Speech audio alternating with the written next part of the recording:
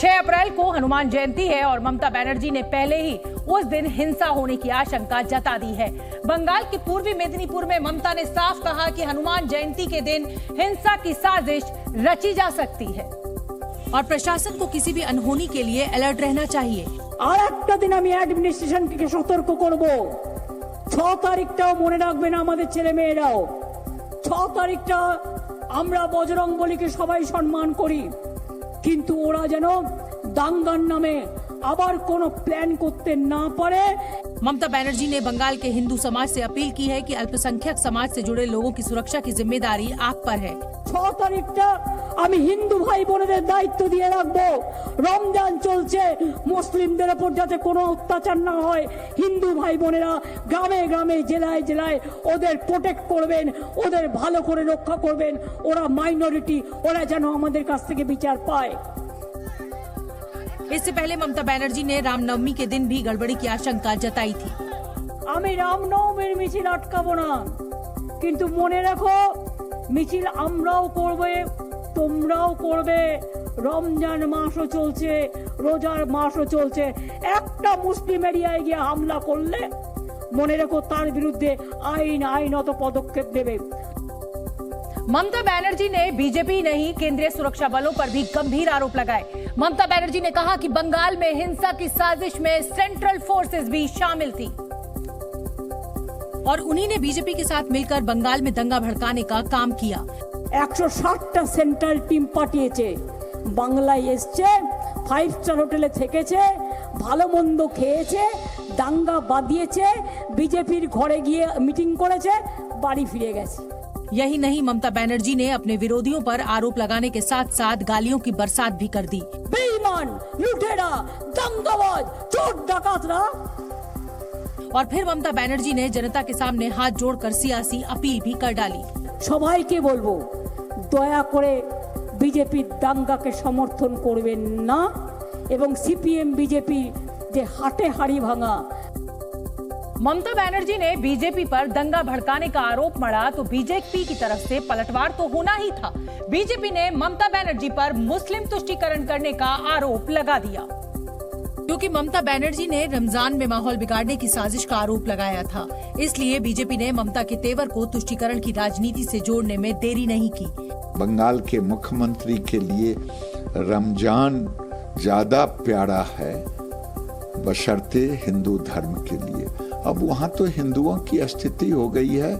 पश्चिम बंगाल की मुख्यमंत्री ये कह देती हैं कि हिंदू इस इलाके में ना जाएं, तो क्या मुख्यमंत्री ही समाज को बांटने पर आगे, क्षेत्र को बांटने पर आगे अपने आप में चिंता का विषय खड़ा हो जाता है। बीजेपी ने ममता से पूछा कि अगर हिंसा की साजिश हो रही है तो उसे रोकने की जिम्मेदारी किसकी है।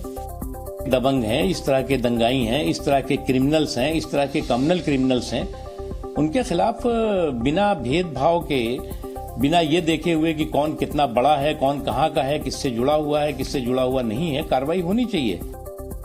बंगाल हिंसा पर एआईएमआईएम अध्यक्ष असदुद्दीन ओवैसी का भी बयान आया है। ओवैसी ने ममता पर जोरदार हमला करते हुए पूछा कि अगर उनके पहले से ही साजिश की जानकारी थी तब उसे रोका क्यों नहीं गया। तो आप क्या सो रहे थे? होटल में रेड मारना था, उनको उठाना था होटल से उनको। और अगर जुलूस का परमिशन जो एक रूट दिया गया था, अगर रूट से अगर कोई डाइवर्ट कर रहा है तो आप उनको रोक देते वहां पर। हर प्रोसेशन का रूट मैप होता है ना, आप रूट मैप को फॉलो करिए। इस बीच बंगाल के हावड़ा में रामनवमी जुलूस के दौरान हिंसा में पुलिस ने बिहार के मुंगेर जिले से एक युवक को गिरफ्तार किया है। पकड़े गए युवक का नाम सुमित साव है और वो हावड़ा में शोभा यात्रा के दौरान पिस्टल लहराता हुआ दिखाई दिया था। वीडियो फुटेज और मोबाइल ट्रेसिंग के आधार पर हावड़ा पुलिस ने सुमित को बिहार के मुंगेर से गिरफ्तार किया। पुलिस ने उसे गिरफ्तार कर सीआईडी को सौंप दिया है। सीआईडी हावड़ा में हिंसा की जांच कर रही है। 31 मार्च को टीएमसी नेता अभिषेक बनर्जी ने हावड़ा में हिंसा के बाद एक वीडियो ट्वीट किया था, जिसमें एक युवक जुलूस में पिस्टल लहरा रहा था। अभिषेक बनर्जी ने आरोप लगाया था कि हिंसा की साजिश रची गई थी और इसीलिए हथियार सप्लाई किए गए थे।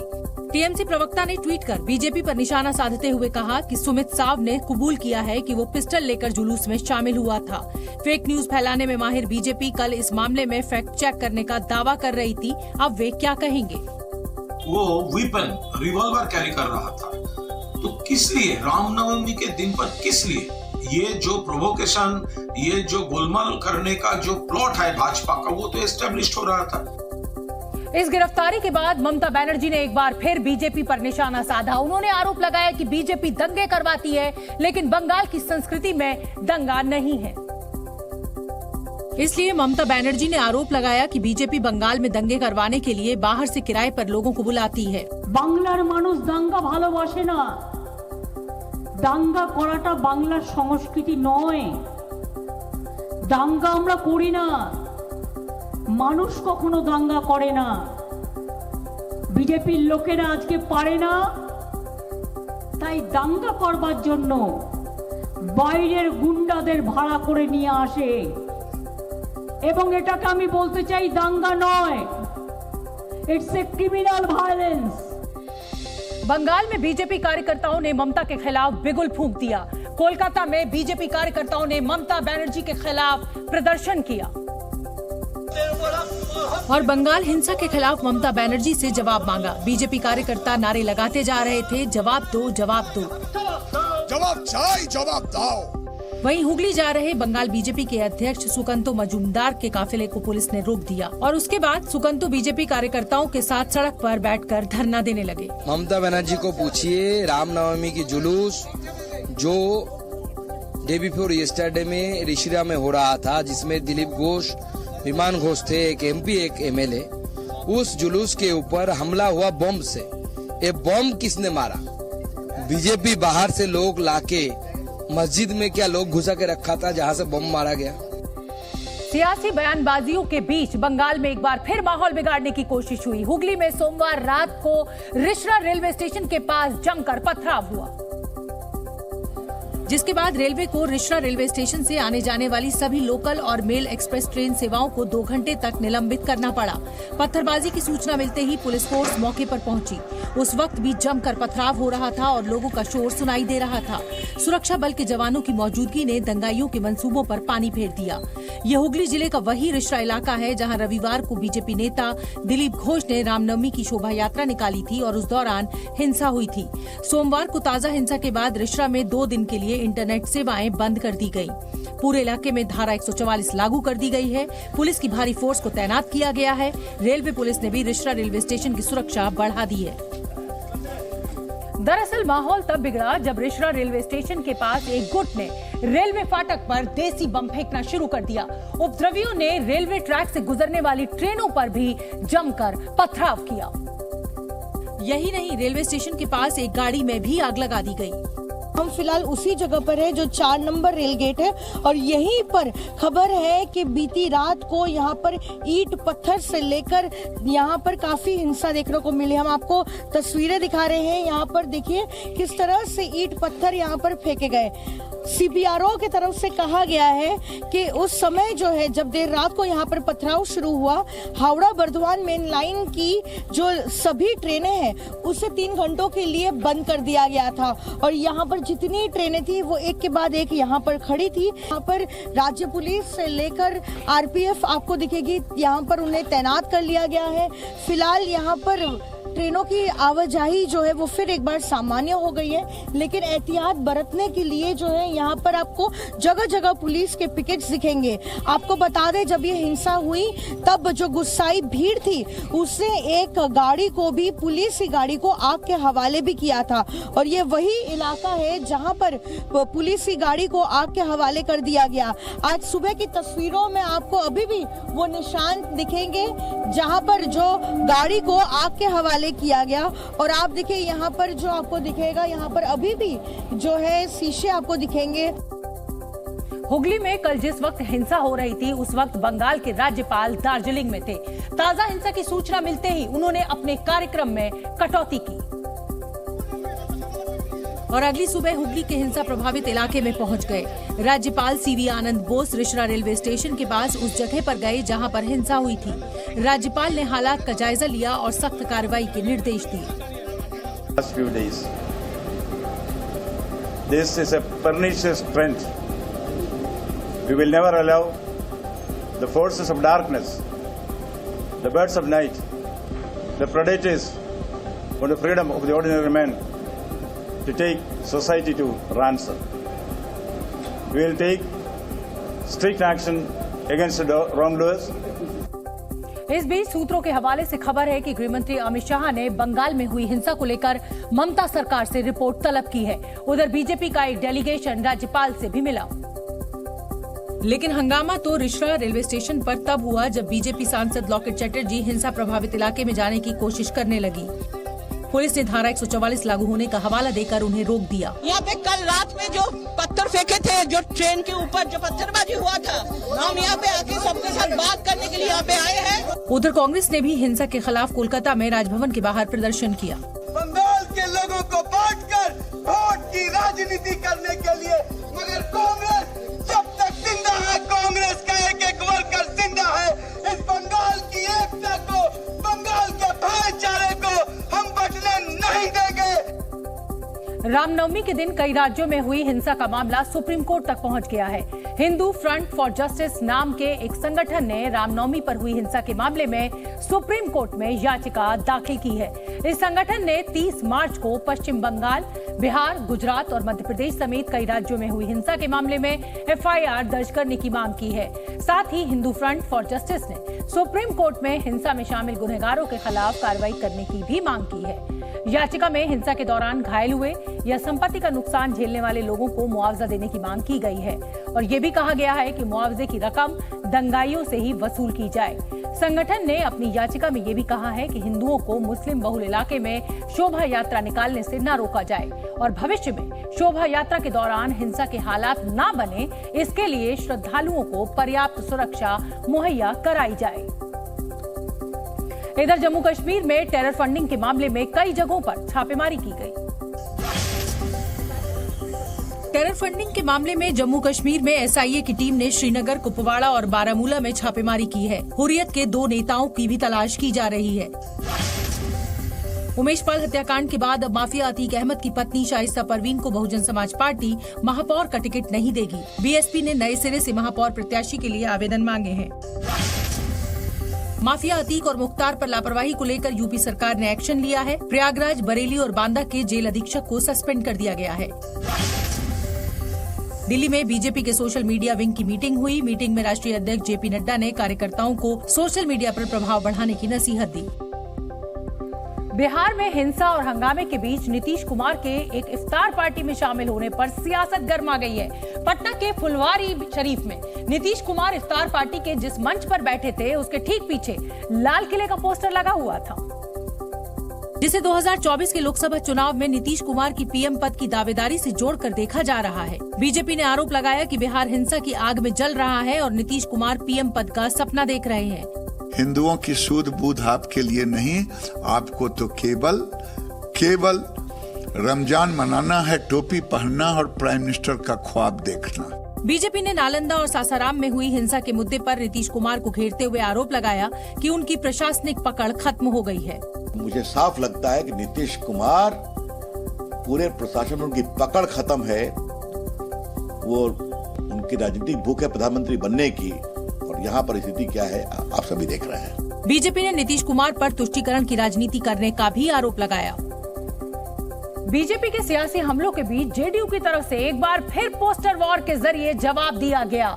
जेडीयू दफ्तर के बाहर नीतीश कुमार का आज एक नया पोस्टर लगाया गया, जिसमें लाल किले के साथ उनकी तस्वीर भी मौजूद थी।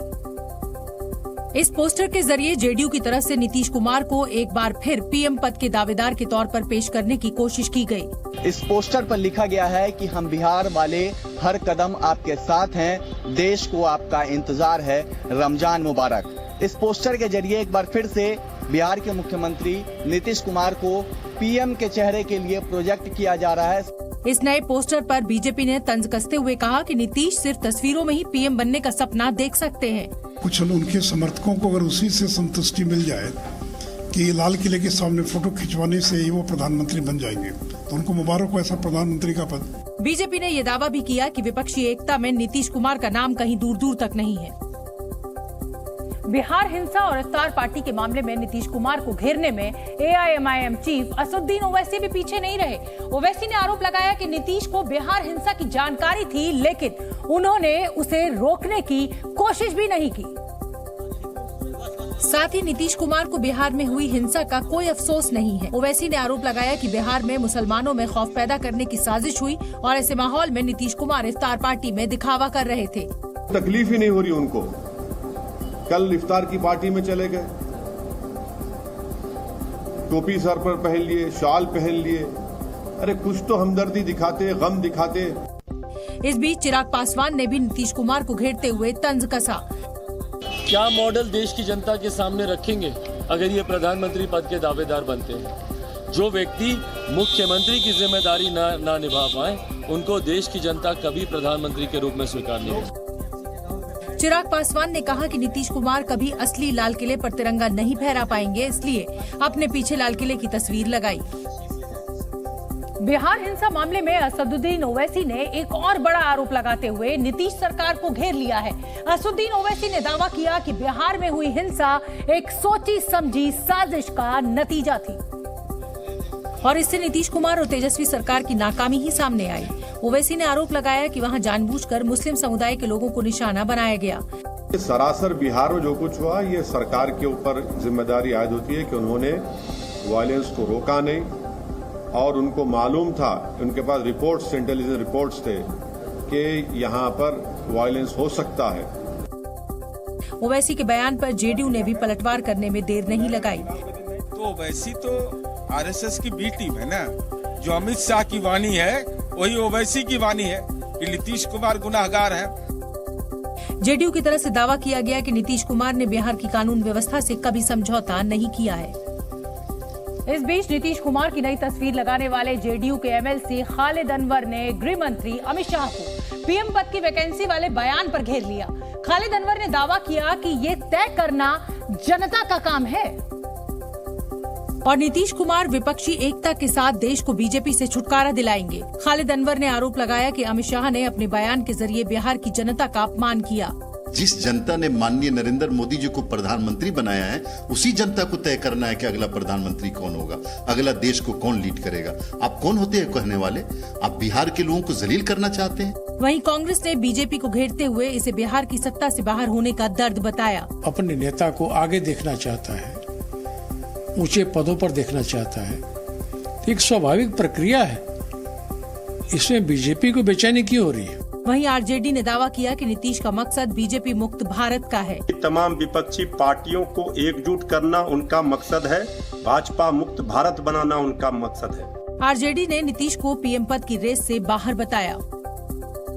बिहार के नालंदा में रामनवमी के मौके पर निकाली गई शोभा यात्रा के दौरान हुई हिंसा के बाद अब हालात सामान्य होते नजर आ रहे हैं। बिहार शरीफ में आपसी सौहार्द बनाए रखने के लिए आज सद्भावना मार्च निकाला गया। इस मार्च के जरिए शांति, प्रेम और भाईचारे का माहौल बनाए रखने का संदेश दिया गया। आपसे अनुरोध है, किसी भी प्रकार का अफवाहें न फैलाएं। इस सद्भावना मार्च में बिहार के ग्रामीण विकास मंत्री श्रवण कुमार, सांसद कौशलेंद्र कुमार, विभिन्न राजनीतिक दलों और विभिन्न धर्मों के लोगों के साथ प्रशासनिक अधिकारी शामिल हुए। शांति मार्च के माध्यम से संदेश देना चाहते हैं कि आपस में मिल्लत रखिए, प्रेम रखिए। यही प्रेम और भाईचारा ही समाज को आगे बढ़ा सकता है। इस मार्च के जरिए लोगों ने शांति बनाए रखने की अपील भी की गई। वहीं पुलिस ने दोषियों पर सख्त कार्रवाई का दावा किया। छापामारी कर रहे हैं और जो दोषी हैं उनके खिलाफ सख्त से सख्त कार्रवाई कर रहे हैं, उन्हें किसी भी हालत में बख्शा नहीं जाएगा। पुलिस के मुताबिक हिंसा मामले में अब तक 130 से ज्यादा लोगों को गिरफ्तार किया जा चुका है। उधर बिहार के सासाराम में भी हिंसा के बाद अब हालात सामान्य होते नजर आए। हालांकि पुलिस ने अभी भी माहौल को देखते हुए इलाके में इंटरनेट सेवाओं को पूरी तरह से बंद रखा। साथ हिंसा में शामिल लोगों की पहचान कर उनकी गिरफ्तारी के लिए छापेमारी की जा रही है। पुलिस के मुताबिक अब तक इस मामले में 43 से ज्यादा लोगों को गिरफ्तार किया जा चुका है। वहीं सासाराम में आज लोग घरों से बाहर निकले, साथ ही बाजार भी खुले नजर आए। जिंदगी पूरी तरह से पटरी पर लौट आई है और खास करके जो है लोग अपने घरों से निकले हुए हैं, सामान ले रहे हैं, दुकानें खुली हैं। वहीं इलाके के दुकानदारों ने भी दावा किया कि अब हालात पूरी तरह से सामान्य हैं। ठीक ठाक है, अभी तो ठीक है, अभी कोई तरह की परेशानी नहीं है, सब दुकान खुल रहा है, सब आदमी आ रहे हैं, जा रहे हैं। इलाके के लोगों ने भी अफवाहों पर ध्यान न देने की अपील की। माहौल अभी फिलहाल ठीक है, पहले से बेहतर है, लेकिन समस्याओं का सामना करना पड़ रहा है, जैसे कि इंटरनेट सेवा अभी फिलहाल बंद है, तो बहुत सारी दिक्कतें हो रही है। वहीं सड़कों पर गाड़ियों की आवाजाही भी पहले की तरह ही नजर आई। टेस्ला के सीईओ एलन मस्क ने जब से सोशल मीडिया प्लेटफॉर्म ट्विटर को खरीदा है, तब से वो लगातार किसी न किसी वजह से सुर्खियों में है। कभी छटनी तो कभी उल-जुलूल ट्वीट की वजह से मस्क लगातार ट्विटर को चर्चा में बनाए रखते हैं और इसी कड़ी में उन्होंने एक और कारनामा कर दिखाया है। एलन मस्क ने ट्विटर का लोगो ही बदल दिया है। अब तक ट्विटर की पहचान रही ब्लू बर्ड यानी नीली चिड़िया की जगह एक डॉग ने ले ली है। बताया ये जा रहा है कि ट्विटर के नए लोगो में जिस डॉग की तस्वीर लगी है वो मस्क का पालतू कुत्ता है। 15 फरवरी को एलन मस्क ने अपने इस कुत्ते की एक तस्वीर शेयर करते हुए उसको ट्विटर का नया सीईओ बताया था।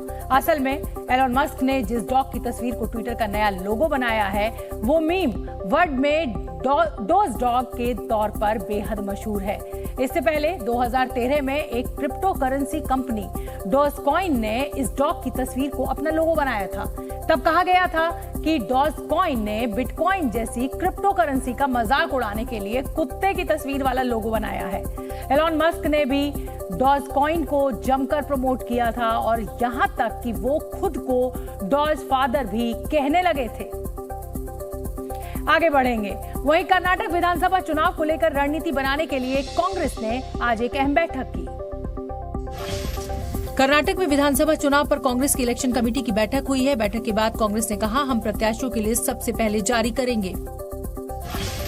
14 विपक्षी दलों की याचिका पर कल सुप्रीम कोर्ट में सुनवाई होगी। याचिका में आरोप लगाया गया है कि विपक्ष को परेशान करने के लिए केंद्र सरकार जांच एजेंसियों का दुरुपयोग कर रही है। मध्य प्रदेश के गृह मंत्री नरोत्तम मिश्रा ने एमपी कांग्रेस अध्यक्ष कमलनाथ को एक्सीडेंटल नेता बताया। उन्होंने कहा कि कमलनाथ के सामने राहुल गांधी की कोई कीमत नहीं है। मुंबई से सटे ठाणे जिले में शिंदे गुट की महिला कार्यकर्ताओं पर आरोप है कि उन्होंने ठाकरे गुट की महिला कार्यकर्ता से मारपीट की। ठाकरे गुट के नेताओं ने भी जमकर हंगामा किया था। एमपी के मुरैना में शराब दुकान बंद कराने पहुंची महिलाओं से स्थानीय विधायक ने कहा कि वो खुद ठेकेदार हैं, दुकानें कैसे बंद करा दें। वीडियो वायरल होने के बाद विधायक ने इसे षड्यंत्र बताया है। उत्तर प्रदेश के माफिया और उमेश पाल मर्डर केस के मुख्य आरोपी अतीक अहमद की मुश्किलें अब और बढ़ने वाली हैं। उत्तर प्रदेश पुलिस अतीक को गुजरात की साबरमती जेल से निकाल कर तिहाड़ जेल में शिफ्ट करने की तैयारी कर रही है, जिसके लिए यूपी पुलिस बहुत जल्द सुप्रीम कोर्ट में एक याचिका भी दायर करेगी। दरअसल माफिया अतीक अहमद साबरमती जेल में रहते हुए कई आपराधिक गतिविधियों में शामिल रहा। अतीक के खिलाफ जेल में रहकर उमेश पाल हत्याकांड की साजिश में शामिल होने के पुलिस को सबूत मिले हैं। अब इन्हीं सबूतों को यूपी पुलिस सुप्रीम कोर्ट में पेश करेगी और अतीक अहमद को साबरमती जेल से तिहाड़ जेल भेजने की गुहार लगाएगी। हालांकि अतीक अहमद अभी साबरमती जेल से किसी और दूसरी जेल में शिफ्ट होना नहीं चाहता है। बीते दिनों जब अतीक को उम्र कैद की सजा सुनाई गई थी, उस दौरान भी अतीक ने जज से साबरमती जेल भेजने की अपील की थी। उमेश पाल हत्याकांड में अतीक की पत्नी शाइस्ता परवीन की भूमिका सामने आने के बाद उनकी मुश्किलें बढ़ गई हैं। बीएसपी ने अतीक अहमद की पत्नी शाइस्ता के खिलाफ बड़ा एक्शन लिया है और बीएसपी ने ऐलान कर दिया है कि पार्टी अतीक अहमद की पत्नी शाइस्ता परवीन को महापौर का चुनाव नहीं लड़ाएगी। 3 महीने पहले 4 जनवरी 2023 को पार्टी में शामिल करते हुए बीएसपी ने शाइस्ता परवीन को भरे मंच से महापौर पद का प्रत्याशी घोषित किया था, लेकिन बीएसपी सुप्रीमो मायावती के निर्देश पर पार्टी ने शाइस्ता को चुनाव नहीं लड़ाने का फैसला किया है। शाइस्ता परवीन का पत्ता साफ होने के बाद बीएसपी में महापौर पद पर चुनाव लड़ने के लिए 10 लोगों ने दावेदारी की है। परवीन कहीं से भी दिख रही है क्या? उनका एप्लीकेशन अगर आता है तो उसमें विचार होगा? आपको अगर दिख जाए तो बता दीजिए, वो पुलिस खोज रही है। पार्टी मुख्यालय में जिन 10 लोगों ने दावेदारी की है उनमें से मुस्लिम चेहरा भी है, जो ब्राह्मण प्रत्याशी का विकल्प भी है। माना जा रहा है कि पार्टी से शाइस्ता को बाहर का रास्ता दिखाए जाने के बाद बीएसपी जल्दी नए प्रत्याशी के नाम का ऐलान कर सकती है। उमेश पाल हत्याकांड के बाद माफिया अतीक अहमद और उसके गुर्गों की शामत आ गई है। उमेश पाल की हत्या को अंजाम देने वाले बदमाश जान बचाकर भागे भागे फिर रहे हैं। वहीं पुलिस ने अब माफिया अतीक अहमद के कब्जे से छुड़ाई गई सरकारी जमीन पर गरीबों को फ्लैट देने की तैयारी कर ली है और जिस सरकारी जमीन पर कभी अतीक और उसके गुर्गों ने अवैध निर्माण करवा रखा था, वहां पर प्रधानमंत्री आवास बनकर तैयार है।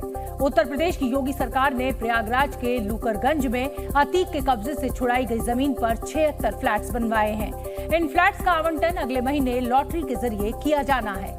अतीक अहमद के कब्जे वाली जमीन पर बने फ्लैट्स के लिए 6000 से ज्यादा लोगों ने आवेदन किए थे, लेकिन सरकार ने एक फ्लैट पर 12 दावेदारों को ही चिन्हित किया है और अगले महीने लॉटरी के जरिए लाभार्थियों को उनके फ्लैट की चाबी सौंप दी जाएगी। माफिया अतीक अहमद के गुनाहों का काला चिट्ठा परत दर परत खुलता जा रहा है। उमेश पाल की हत्या में शामिल 5 आरोपी राकेश लाला, अरशद कटरा, नियाज अहमद, मोहम्मद सजर और कैश अहमद से भी आज पूछताछ की गई और सभी आरोपियों को नैनी सेंट्रल जेल से मेडिकल कराने के बाद उन्हें पुलिस लाइन लाया गया, जहां पर धूमनगंज पुलिस ने उनसे पूछताछ की। पुलिस ने सभी आरोपियों को आमने सामने बिठाकर उमेश पाल हत्याकांड में शामिल रहे लोगों की जानकारी जुटाई। वहीं हत्याकांड के बाद से गायब शूटर्स के बारे में भी पूछताछ की गई। पुलिस ने हत्याकांड में इस्तेमाल किए गए हथियारों को लेकर भी सवाल जवाब किए और ये जानने की कोशिश की गई कि हत्याकांड में इस्तेमाल किए गए हथियार कहां से लाए गए थे। पुलिस आरोपियों के बयान दर्ज कर अब आगे की कार्रवाई शुरू करेगी। पुलिस को आरोपियों से पूछताछ के लिए 6 घंटे यानी सुबह 9 बजे से दोपहर 3 बजे तक का वक्त मिला था। कोर्ट ने सशर्त रिमांड देते हुए कहा था कि पुलिस केवल पूछताछ ही करेगी और इस दौरान 3rd डिग्री का प्रयोग नहीं किया जाएगा। इधर उत्तर प्रदेश में लोन की रिकवरी करने आई टीम ने कर्ज लेने वाले शख्स से जमकर मारपीट की। यूपी के मऊ में लोन की रिकवरी करने आई टीम ने कर्ज लेने वाले शख्स से जमकर मारपीट की। इस दौरान फायरिंग भी की गई। वाराणसी में बनारस हिंदू यूनिवर्सिटी में देर रात छात्रों के बीच मारपीट के बाद हॉस्टल में कई गाड़ियों में तोड़फोड़ हुई। 20-30 नकाबपोश बदमाशों पर गुंडागर्दी का आरोप है। उत्तर प्रदेश के मेरठ में पुलिस और बदमाशों के बीच देर रात मुठभेड़ हुई। इस दौरान पुलिस की गोली से बदमाश घायल हो गया। बदमाश पर 1 दर्जन से ज्यादा मुकदमे दर्ज हैं। मध्य प्रदेश के ग्वालियर में डिलीवरी बॉय से मोबाइल लूटकर 2 लड़के भाग गए। एप्पल कंपनी के मोबाइल की डिलीवरी करने आए डिलीवरी बॉय से ये लूटपाट हुई। महाराष्ट्र के नागपुर जिले में यात्रियों को ले जा रही सरकारी बस में अचानक आग लग गई। समय रहते 16 यात्रियों की जान बचाई। एलएसी पर भारतीय सेना की चौकसी और सख्ती से बौखलाए चीन ने भारत को उकसाने के लिए एक नई चाल चली है। चीन ने नागरिक मामलों के मंत्रालय ने अपने नए नक्शे में अरुणाचल प्रदेश की 11 जगहों के नाम बदल दिए हैं। ऐसा करके चीन अरुणाचल प्रदेश की इन जगहों पर अपना दावा पेश करना चाहता है। जिन जगहों के नाम चीन ने बदले हैं उनमें 2 मैदानी इलाके, 2 रिहायशी इलाके, 5 पर्वत और 2 नदियां शामिल हैं। बीते कुछ वर्षों में ये तीसरा मौका है जब चीन ने अरुणाचल प्रदेश की जगहों के नाम बदले हैं। इससे पहले चीन ने 2017 में 6 और 2021 में 15 जगहों के नए नाम जारी किए थे। चीन की इस चालबाजी का करारा जवाब देते हुए भारत ने कहा है कि नाम बदलने भर से इलाका नहीं बदल जाएगा। भारत ने 2 टूक शब्दों में साफ कर दिया कि अरुणाचल प्रदेश भारत का अभिन्न अंग है और हमेशा रहेगा। साईं बाबा के बारे में विवादित बयान देकर बागेश्वर धाम के पंडित धीरेन्द्र शास्त्री एक नई मुसीबत में फंस गए हैं। महाराष्ट्र के कई संगठनों और सियासी दलों ने उनके खिलाफ मोर्चा खोल दिया है। इतना ही नहीं, पंडित धीरेन्द्र शास्त्री के खिलाफ मुंबई के बांद्रा पुलिस स्टेशन में शिकायत भी दर्ज करवाई गई। पंडित धीरेन्द्र शास्त्री के खिलाफ उद्धव गुट की युवा सेना ने लिखित शिकायत दर्ज करवाई है। पूरा विवाद पंडित धीरेन्द्र शास्त्री के शिरडी के साईं बाबा के बारे में दिए गए बयान के बाद शुरू हुआ, जिसमें धीरेन्द्र शास्त्री ने साईं बाबा को भगवान मानने से इनकार कर दिया था। साईं बाबा संत हो सकते हैं, फकीर हो सकते हैं, भगवान नहीं हो सकते। साईं बाबा के बारे में धीरेन्द्र शास्त्री के इस बयान ने अब उनकी मुश्किलें बढ़ा दी हैं। क्योंकि अब तक उनके मुद्दे पर चुप्पी साधने वाली बीजेपी भी इस बार उनके खिलाफ मुखर हो गई है। महाराष्ट्र सरकार में मंत्री राधा कृष्ण विखे पाटिल ने भी पंडित धीरेन्द्र शास्त्री के खिलाफ कार्रवाई की मांग की है और अपनी ही सरकार से अपील की है कि धर्मगुरुओं की ऐसी बयानबाजी पर रोक लगनी चाहिए। सरकार ने अभी ये महाराज के खिलाफ कार्रवाई करने की आवश्यकता है। वहीं एनसीपी नेता अजीत पवार ने एक बार फिर पंडित धीरेन्द्र शास्त्री को ढोंगी करार दे दिया। ये बाबा लोगों का ज्यादा मत सुनो आप, ये भोंदू बाबा है, भोंदू बाबा, इनका ज्यादा सुनने की जरूरत नहीं है। एनसीपी विधायक दल के नेता जयंत पाटिल ने पंडित धीरेन्द्र शास्त्री के बयान को महाराष्ट्र विरोधी मानसिकता से जोड़ा। मुझे लगता है कि ये जानबूझ के महाराष्ट्र के लोगों को अपमानित करने की मानसिकता इसमें दिखती है। कानूनी कार्रवाई के साथ नेताओं की नाराजगी आने वाले दिनों में बागेश्वर धाम के पीठाधीश्वर के लिए परेशानी का सबब बन सकती है। रूस यूक्रेन जंग शुरू होने के एक साल बाद फिनलैंड आज नेटो का 31वां सदस्य बन गया। जंग का जिक्र इसलिए क्योंकि फरवरी में रूस और यूक्रेन के बीच युद्ध शुरू होने के बाद ही फिनलैंड और स्वीडन ने नेटो का सदस्य बनने की पेशकश की थी। और पिछले साल मई में फिनलैंड और स्वीडन ने अपनी सैन्य गुटनिरपेक्षता को छोड़कर नेटो का स्थायी सदस्य बनने के लिए औपचारिक रूप से आवेदन किया था। उसके बाद नेटो के सदस्य देशों ने एक एक कर इस पर मुहर लगाई और आज फिनलैंड औपचारिक रूप से नॉर्थ अटलांटिक ट्रीटी ऑर्गेनाइजेशन यानी नेटो का सदस्य बन गया, जिसके 30 देश पहले से ही सदस्य हैं। नेटो के सेक्रेटरी जनरल जेंस स्टोल्टेनबर्ग ने अपने बयान में कहा कि इस फैसले से फिनलैंड सुरक्षित होगा और हमारा गठबंधन मजबूत होगा। ये फिनलैंड नॉर्डिक सुरक्षा और नेटो के लिए एक अच्छा दिन है। औपचारिक रूप से नेटो में शामिल होने पर बेल्जियम के ब्रसेल्स के नेटो के मुख्यालय पर आज बाकी देशों के साथ फिनलैंड का राष्ट्रीय ध्वज भी शामिल किया जाएगा। फिनलैंड नेटो में उस दिन शामिल हुआ है जब नेटो अपनी स्थापना की 74वीं सालगिरह मना रहा है। फिनलैंड के साथ साथ स्वीडन ने भी नेटो का सदस्य बनने की इच्छा जाहिर की थी, लेकिन स्वीडन में तुर्कीय विरोध प्रदर्शनों के बाद तुर्की ने स्वीडन के नेटो में शामिल होने पर अड़ंगा डाल दिया था। और साथ में हंगरी ने भी स्वीडन की नेटो में एंट्री को मंजूरी नहीं दी, लेकिन नेटो चीफ जेंस स्टोल्टेनबर्ग ने कहा कि स्वीडन अकेला नहीं है। No, Sweden is not left alone. Sweden is as close as it can come as a full-fledged member, and we continue to integrate Sweden. Finland रूस के साथ करीब 1300 किलोमीटर लंबी सीमा साझा करता है। रूस यूक्रेन में जंग छिड़ने के बाद से फिनलैंड और स्वीडन ने सुरक्षा को लेकर चिंता जताई थी और नेटो का सदस्य बनने का फैसला किया था, जबकि इससे पहले दोनों ही देश किसी भी सैन्य गठबंधन का हिस्सा बनने के पक्षधर नहीं रहे थे। नेटो दुनिया के 31 देशों का एक सैन्य संगठन है जिसकी स्थापना वर्ष 1949 में हुई थी। नेटो का सबसे बड़ा सिद्धांत यह है कि किसी एक देश पर संकट या हमला होने पर बाकी सभी सदस्य देश उसकी मदद के लिए आगे आएंगे और इस संगठन का सदस्य बनने के लिए किसी भी देश में राजनीतिक और आर्थिक स्थिरता का होना बेहद जरूरी है। साथ ही उस देश के पास एक मजबूत और प्रशिक्षित सेना होनी चाहिए। इसके अलावा नेटो का मेंबर बनने के लिए रक्षा में निवेश और आधुनिक सैन्य उपकरण तैनात करने की शर्त पूरी करना जरूरी है। नेटो का सदस्य बनने के लिए किसी देश में लोकतंत्र के साथ साथ व्यक्तिगत स्वतंत्रता और कानून का शासन होना भी जरूरी है। इस सैन्य संगठन में भौगोलिक स्थिति को भी आधार माना जाता है, जिसका मतलब है कि सदस्य देशों के आसपास मौजूद देशों को प्राथमिकता दी जाती है ताकि संकट के समय हथियार भेजने और सेना की तैनाती में आसानी हो। फिनलैंड रूस यूक्रेन जंग के बाद नेटो में शामिल हुआ और अब रूस फिनलैंड के नेटो में शामिल होने को अपनी सुरक्षा के लिए खतरा बता रहा है। इस बीच रूस के राष्ट्रपति व्लादिमीर पुतिन ने बेलारूस में परमाणु हथियारों की तैनाती का ऐलान किया और इस बीच फिनलैंड के नेटो में शामिल होने से संघर्ष का खतरा और बढ़ गया। ऐसे में राष्ट्रपति पुतिन ने बेलारूस में सामरिक रणनीति के तहत रूस परमाणु मिसाइल तैनात करने का ऐलान कर दिया है और यूक्रेन के साथ जंग में पश्चिम के साथ बढ़े तनाव को इसकी वजह बताया। साथ ही क्रेमलिन ने ताजा बयान में कहा है कि फिनलैंड का नेटो में शामिल होना हमें जवाबी कार्रवाई के लिए मजबूर करने वाला है।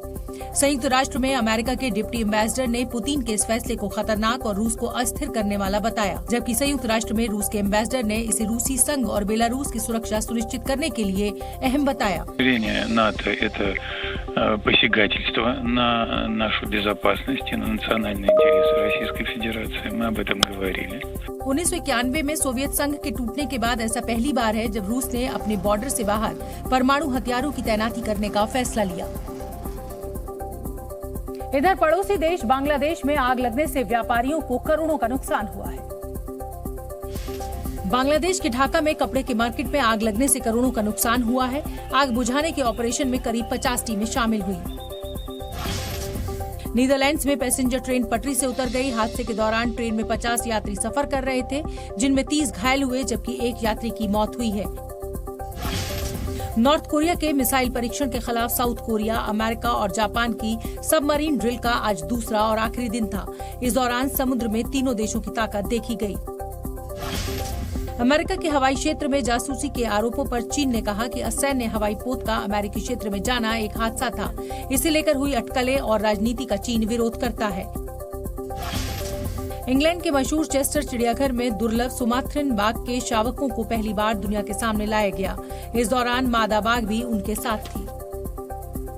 अमेरिका के पूर्व राष्ट्रपति डोनाल्ड ट्रंप न्यूयॉर्क पहुंच चुके हैं और मैनहट्टन कोर्ट में सरेंडर कर सकते हैं। ट्रंप पर 2016 के चुनावी अभियान के दौरान एक एडल्ट स्टार को चोरी छुपे पैसे देने का आरोप लगा है, जिस मामले में कोर्ट में पेशी के लिए वो फ्लोरिडा से न्यूयॉर्क आ चुके हैं। ट्रंप अपने प्राइवेट विमान से न्यूयॉर्क पहुंचे। वहां से जो तस्वीरें सामने आई उनमें न्यूयॉर्क के लागार्डिया एयरपोर्ट पर ट्रंप भारी सुरक्षा के बीच नजर आए। प्लेन से निकलने के बाद वो गाड़ी में बैठे, जिसके बाद 16 गाड़ियों का काफिला न्यूयॉर्क की तरफ बढ़ चला। ट्रंप की न्यूयॉर्क में मौजूदगी के मद्देनजर सुरक्षा व्यवस्था भी चाक चौबंद है। ट्रंप के समर्थक पहले ही न्यूयॉर्क में इकट्ठा हो चुके हैं। ऐसे में विरोध प्रदर्शन और हिंसा की आशंका भी जताई जा रही है। पूर्व राष्ट्रपति डोनाल्ड ट्रंप न्यूयॉर्क के ट्रंप टावर में ठहरे हैं, जिसके आसपास बड़ी संख्या में पुलिस बल तैनात किया गया है। डोनाल्ड ट्रंप आज न्यूयॉर्क के डिस्ट्रिक्ट अटॉर्नी के दफ्तर में सरेंडर कर सकते हैं। इसके बाद जज के सामने पेश होने से पहले उनके फिंगरप्रिंट्स लिए जाएंगे। अभी तक ये सामने नहीं आया है कि इस मामले की सुनवाई कौन करेगा। अमेरिका के इतिहास में ऐसा पहली बार हो रहा है जब किसी राष्ट्रपति पर आरोप तय किए गए हैं और वो आपराधिक प्रक्रिया का सामना कर रहा है। हालांकि ट्रंप ने अपने ऊपर लगे गंभीर आरोपों को खारिज कर दिया है और आज मैनहट्टन कोर्ट में भी वो अपने निर्दोष होने की दलील देंगे। कोर्ट की कार्यवाही में ट्रंप के खिलाफ आरोप पढ़े जाएंगे। डोनाल्ड ट्रंप ने इस पूरे मामले को साजिश करार देते हुए न्यूयॉर्क के डिस्ट्रिक्ट अटॉर्नी को खरी खोटी सुनाई है। ट्रंप ने अपने social media network truth social पर बयान जारी किया और कहा कि इन ठगों और कट्टरपंथी वामपंथियों ने अमेरिका के 45वें राष्ट्रपति और 2024 के राष्ट्रपति पद के चुनाव में अब तक के मुख्य रिपब्लिकन उम्मीदवार को दोषी ठहराया है। हमारे देश पर ऐसा हमला पहले कभी नहीं देखा गया। ट्रंप ने कहा कि ये विच हंट यानी राजनीतिक नुकसान पहुंचाने वाली कार्रवाई 2024 के चुनाव में राष्ट्रपति जो बाइडेन पर भारी पड़ेगी। इस पूरे वाकये को डोनाल्ड ट्रंप की टीम चुनावी स्टंट की तरह इस्तेमाल कर रही है और बताया जा रहा है कि मैनहट्टन से वापस फ्लोरिडा जाकर ट्रंप अपने समर्थकों को संबोधित भी कर सकते हैं। जिस मामले में अमेरिका के पूर्व राष्ट्रपति डोनाल्ड ट्रंप पर गिरफ्तारी की तलवार लटक रही है, वो करीब 7 साल पुराना वाकया है जब ट्रंप राष्ट्रपति चुनाव के लिए कैंपेन कर रहे थे। इस दौरान डोनाल्ड ट्रंप ने एडल्ट स्टार स्टॉर्मी डेनियल्स को एक बड़ी रकम दी थी। डोनाल्ड ट्रंप पर आरोप है कि 2016 के राष्ट्रपति चुनाव से 1 महीने पहले उन्होंने एडल्ट स्टार स्टॉर्मी डेनियल्स को $1,30,000 अमेरिकी डॉलर दिए। स्टॉर्मी डेनियल्स को ये रकम इसलिए दी गई कि वो ट्रंप उनके तथाकथित संबंधों की बात सार्वजनिक न करे और अपना मुंह बंद रखे। इसलिए भी इसे हश मनी पेमेंट स्कीम कहा जा रहा है। स्टॉर्मी डेनियल्स तक ये रकम ट्रंप के तत्कालीन वकील माइकल कोहेन के जरिए पहुंची। अमेरिकी कानून के मुताबिक ये कोई अवैध भुगतान नहीं था, लेकिन दिक्कत वहां खड़ी हुई जब ट्रंप ने इसे लीगल फीस के तौर पर दिखाया। न्यूयॉर्क प्रशासन ने इसे दस्तावेजों के साथ हेराफेरी बताया है और न्यूयॉर्क के कानून के मुताबिक ये एक अपराध है। दिल्ली पुलिस लगातार गैंगस्टर्स के खिलाफ मुहिम चला रही है और इस बार दिल्ली पुलिस के खाते में एक बड़ी सफलता आई है। पहली बार दिल्ली पुलिस ने देश से बाहर एक गैंगस्टर को पकड़ा है। गैंगस्टर दीपक बॉक्सर को दिल्ली पुलिस ने FBI की मदद से मैक्सिको में हिरासत में लिया। दीपक बॉक्सर 29 जनवरी 2023 से मैक्सिको में रह रहा था, जिस पर पुलिस ने 3 लाख रुपए का इनाम घोषित कर रखा था। बॉक्सर पर दिल्ली में कई वारदातों में शामिल होने का आरोप है।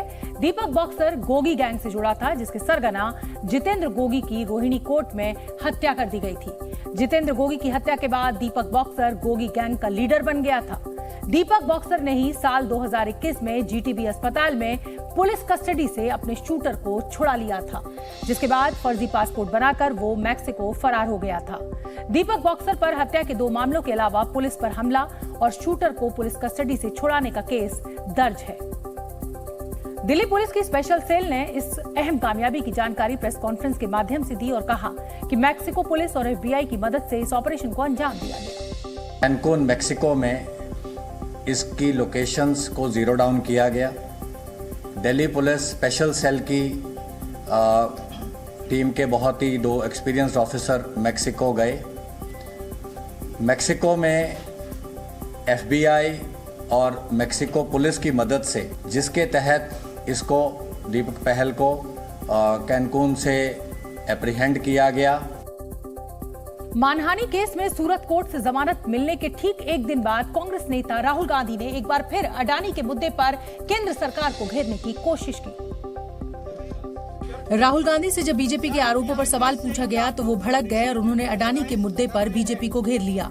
मानहानि केस में सूरत कोर्ट में कांग्रेस नेताओं के साथ जाने के मुद्दे पर बीजेपी ने आरोप लगाया था राहुल गांधी न्यायपालिका पर दबाव बनाने की कोशिश कर रहे हैं। इसी सवाल पर राहुल गांधी नाराज हो गए और बीजेपी पर पलटवार करते हुए राहुल गांधी ने पूछा कि अडानी की शेल कंपनी में 20,000 करोड़ रुपए किसके हैं। ये जो 20,000 करोड़ रुपए अडानी जी की शेल कंपनीज में हैं, ये किसके हैं? ये बेनामी है, किसके हैं? राहुल गांधी ने कहा कि बीजेपी को इसका जवाब देना होगा और बताना होगा ये किसके पैसे हैं। दिल्ली मेट्रो में लड़की के वायरल वीडियो के बाद मेट्रो प्रशासन ने बयान जारी किया है। दिल्ली मेट्रो में लड़की के वायरल वीडियो पर मेट्रो प्रशासन ने बयान जारी करते हुए लोगों को सार्वजनिक जगहों पर मर्यादा बनाए रखने की नसीहत दी है। महाराष्ट्र में कोरोना के बढ़ते मामलों पर स्वास्थ्य मंत्री तानाजी सावंत ने कहा कि राज्य में अस्पतालों से लेकर दवाओं तक सब कुछ अलर्ट पर है। आंध्र प्रदेश में बदमाशों ने करीब 50 क्विंटल मिर्ची में आग लगा दी। किसान का कहना है कि आग से उसे तकरीबन 15 लाख का नुकसान हुआ है। बदमाशों की तलाश जारी है। जम्मू कश्मीर के कई हिस्सों में हल्की बारिश के साथ ऊपरी इलाकों में बर्फबारी देखी गई है। अगले 24 घंटे मौसम खराब रहने का अनुमान है। ओडिशा के बहरामपुर में बच्चे को स्कूल छोड़ने जा रही महिला को आवारा कुत्तों ने दौड़ाया तो उसकी स्कूटी एक कार से टकरा गई। हादसे में 3 लोगों को गंभीर चोट आई। सिक्किम के नाथुला में आज एक एवलांच आया जिसमें 7 पर्यटकों की मौत हो गई तो वहीं एवलांच की चपेट में 350 से ज्यादा लोग आ गए जो एवलांच की चपेट में आने के बाद एक गहरी खाई में गिर गए थे। जैसे ही एवलांच खत्म हुआ, प्रशासन स्थानीय लोगों और पर्यटकों की मदद से तुरंत रेस्क्यू ऑपरेशन में जुट गया। इस दौरान बर्फ को हटाने के लिए जेसीबी मशीन भी लाई गई और फिर बर्फ को हटाकर बर्फ में दबे लोगों को बाहर निकाल लिया गया। जो लोग एवलांच की चपेट में आने से बुरी तरह घायल हुए थे उन्हें तुरंत पास के अस्पताल में भर्ती कराया गया, लेकिन 7 पर्यटकों की जान नहीं बचाई जा सकी। प्रशासन को शक है कि अभी भी कई लोग बर्फ में दबे हो सकते हैं जिनकी तलाश तेज कर दी गई है और बर्फ को हटाकर लोगों की तलाश की जा रही है। बताया जा रहा है कि एवलांच की ये घटना दोपहर करीब 12:30 बजे गैंगटॉक को नाथुला दर्रे से जोड़ने वाले जवाहरलाल नेहरू मार्ग पर हुई। यह हादसा 14वें माइलस्टोन के पास हुआ जबकि पर्यटकों को 13वें माइलस्टोन तक जाने की इजाजत होती है। कहा जा रहा है कि पर्यटक 14वें माइलस्टोन तक चले गए थे और वहीं पर यह हादसा हो गया। कर्नाटक में विधानसभा चुनाव की तारीखों के ऐलान के बाद प्रधानमंत्री नरेंद्र मोदी दक्षिण भारतीय राज्यों के तूफानी दौरे पर निकलने वाले हैं। जानकारी के मुताबिक पीएम मोदी 8 और 9 अप्रैल को तेलंगाना, तमिलनाडु और कर्नाटक के दौरे पर जाएंगे। दौरे की शुरुआत 8 अप्रैल को तेलंगाना से होगी, जहां पीएम सिकंदराबाद रेलवे स्टेशन पर वंदे भारत एक्सप्रेस का उद्घाटन करेंगे। इसके बाद हैदराबाद के परेड ग्राउंड पर आयोजित कार्यक्रम में कई विकास परियोजनाओं का शिलान्यास और उद्घाटन करेंगे। 8 अप्रैल को ही पीएम चेन्नई पहुंचेंगे, जहां दोपहर 3 बजे वो नए इंटीग्रेटेड एयरपोर्ट टर्मिनल का उद्घाटन करेंगे। इसके बाद दोपहर 4 बजे PM Modi MGR railway station पर वंदे भारत एक्सप्रेस को हरी झंडी दिखाकर रवाना करेंगे। इसके बाद शाम 5 बजे पीएम मोदी मायलापुरा में रामकृष्ण मठ के 125वें जयंती कार्यक्रम में शामिल होंगे। फिर शाम 6:30 बजे एल्स्टम क्रिकेट ग्राउंड पर कई विकास परियोजनाओं का शिलान्यास और उद्घाटन करेंगे। 9 अप्रैल की सुबह प्रधानमंत्री मोदी कर्नाटक के बांदीपुरा टाइगर रिजर्व का भी दौरा करेंगे और सुबह 11 बजे प्रोजेक्ट टाइगर के 50 साल पूरे होने के मौके पर आयोजित कार्यक्रम में शामिल होंगे।